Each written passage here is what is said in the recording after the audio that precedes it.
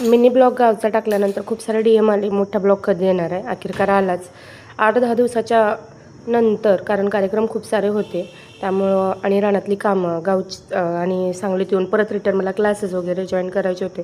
त्यामुळे मोठा ब्लॉग टाकण्यासाठी वेळच नाही आला. तर सांगलीतून मी चालले होते गावाला आणि हा 15 दिवसाच्या पाठीमागचा ब्लॉग आहे. तर सांगलीतून गाव जे आहे ते 70 किलोमीटर आहे. तर मध्येच नाश्ता करायला थांबलो होतो. सो नाश्ता वगैरे केला. नाश्ता केल्यानंतर जायचं होतं डायरेक्ट आम्हाला म्हणजे माझ्या शेजारी कोळे म्हणून गाव आहे, तिथं महालक्ष्मीची यात्रा होती आणि कोळे माझा आजूळ आहे. तर लग्न झाल्यानंतर मी एकदाच फक्त गेले होते, पण लहानपणी मी रेग्युलर जात होते. तर ह्यावेळेस माझ्या मनात आलं की चला आपण जाऊया तिकडेच. तर हा आहे आमचा हायवे आणि त्यानंतर मी पोचले जुनोनीमध्ये आणि तिथं थोडंसं उसाचा रस वगैरे घेतला आणि परत निघाले कोळ्याला. तर कोळा हा तिथून जुनोनीमधून 7 किलोमीटर होता. तर खरंच खूप ऊन लागत होतं आणि खूप त्रास पण होत होता. नॉनस्टॉप 70 किलोमीटरचा प्रवास टू व्हीलरवरनं म्हणलं तर मुलांना घेऊन, आणि त्यात ऊनही नॉर्मल दुसरं वातावरण असतं तर काही प्रॉब्लेम नव्हता. तर दिवसाची मला वाटते सकाळचे 11 वाजलेले आणि इतकं ऊन होतं की 2 वाजल्यासारखं वाटत होतं. तर इथं झालं एंटर आम्ही कोळ्यामध्ये. यात्रा कालच संपून गेली होती. यात्रेला तर यायला वेळच मिळाला नाही आणि इथं मला देवीची ओटी भरायची होती म्हणून ओटी वगैरे भरली. मिनी ब्लॉगमध्ये सगळ्या गोष्टी मी पोस्ट केलेल्या आहेत, सो तिथं जाऊन चेकआउट करा. रॉयल रिच प्रिया म्हणून माझे इंस्टाला पेज आहे, तिथं जाऊन चेकआउट करा. त्यानंतर गेले घरी गेल्यानंतर काय ते वेगळंच दृश्य होतं. 6-7 महिन्यानंतर मी गावाला गेले होते आणि रानात फळांची झाडं होती आणि त्या फळांच्या झाडांना पाणी खूप कमी पडलेलं. आता ही नारळाची झाडं जी आहे ते तुम्ही बघू शकताय किती वाळल्यात आणि हे कसं काढायचं हेच मला माहीत नव्हतं. कारण ह्याची काढण्याची टेक्निक मला परत चुलत सासऱ्याने सांगितलं की खालून साल ओढून काढायची, एक निघत असतं, असं तोडून काढायचं नसतं. पण अक्षरशः आम्ही अर्धा तास, मी आणि माझा मुलगा त्याला झटत होतो. म्हणजे आम्हाला थोडंफारच यातनं नॉलेज आहे, कारण माहेरी माझी शेती आहे पण आमच्याकडे ते नारळाची झाडं नसल्यामुळे ह्याची पानं कशी काढायची हेच माहीत नव्हतं.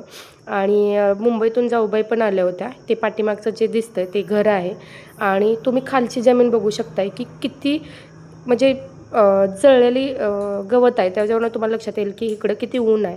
आणि आंब्याच्या झाडांची किंवा पेरूची पानं पण खूप जळली होती. आंब्याची पण खूप सारी गळती झाली होती. लिंबूंची पण गळती झाली होती, कारण पाणीच खूप कमी होतं. पाणी द्यायला इथं कोणीही नव्हतं, प्रत्येकजण आपापल्या कामात. पण ह्याचा गैरफायदा शेजारच्याने खूप घेतला. आता तो पूर्ण तुम्हाला पुढं कळेलच. तर आधी सांगते झाडं किती आहेत. तर लिंबूची झाडं जी आहेत ते 15 झाडं आहेत आणि पेरूची झाडं 20-25 झाडं असतील किंवा त्याच्यापेक्षा जास्तही असेल आणि आंब्याची 13 झाडं आहेत. प्लस चिकूची 10-15 झाडं आहे आणि मधली काय झाडं जळून गेल्यात. तर अशी आपली फळांची झाडं आहेत. आता माझे सासरे नागपूरला असतात, दीर मुंबईला असतात आणि आम्ही इकडं सांगलीला. नंदांची लग्न झालं आहेत त्यामुळं गावाला कुणीच नसतं. तर तुम्ही खाली बघू शकताय मी पाणी सोडून काम माझं सुरूच आहे की शेत साफ करायचं आहे, की दारापुढं शेत असल्यामुळे साफसफाई करतो आहे. कारण आज होता आमच्या घरी कार्यक्रम, ते म्हणजे बाहेरला देव होता, म्हणजे बकऱ्याचा कार्यक्रम होता आणि ते दिरांच्या कार्यक्रमासाठी आम्ही आलो होतो, म्हणजे 1-2 कार्यक्रम म्हणून. पण ते त्यांची घरातली तयारी करत होते. आता 2 महिन्यापूर्वी माझ्या जाऊबाईंना मुलगी झाली, सो त्या बाहेरचं काम काही करू शकत नव्हत्या, त्यामुळं मी हे बाहेरचं करून घेत होते. डोळ्यासमोर जळणारे झाडं बघवत नव्हते, त्यामुळं होताल तेवढं पुरते की नाही माहीत नाही, पण होताल तेवढं पाणी देणार होतो.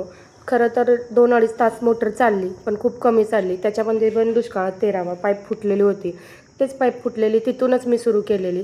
6 महिने गॅप पडल्यानंतर इथले सगळे जे दंड केलेलं होतं ते मुजलं आणि हातामध्ये कधीच असलं कडक काम नसल्यामुळं खूप कठीण जातं आहे. 4 वाजेपर्यंत मोटर सुरू केली आणि त्यानंतर लाईट गेली आणि पाणीही संपलं. त्यानंतर हे जे वातावरण आहे संध्याकाळच्या 5:30-6 वाजलेल्या पावसाचं वातावरण झालं होतं आणि हे असं घरामध्ये बसून माझा कॉल चालू होता. मिस्टरांसोबत बोलत होते, त्यांना खूप साऱ्या गोष्टी सांगत होते आणि आज कार्यक्रम असल्यामुळं घरातले सगळेजण गेले होते बाहेर त्यांच्या मसाले वगैरे आणण्यासाठी. आणि हा ब्लॉग कसा वाटला कमेंट करा नक्कीच आणि सबस्क्राईब केलं नसेल तर सबस्क्राईब करा. नेक्स्ट ब्लॉगमध्ये दाखवेन नेमकं काय झालं आहे आणि गावच्यांनी काय केलं.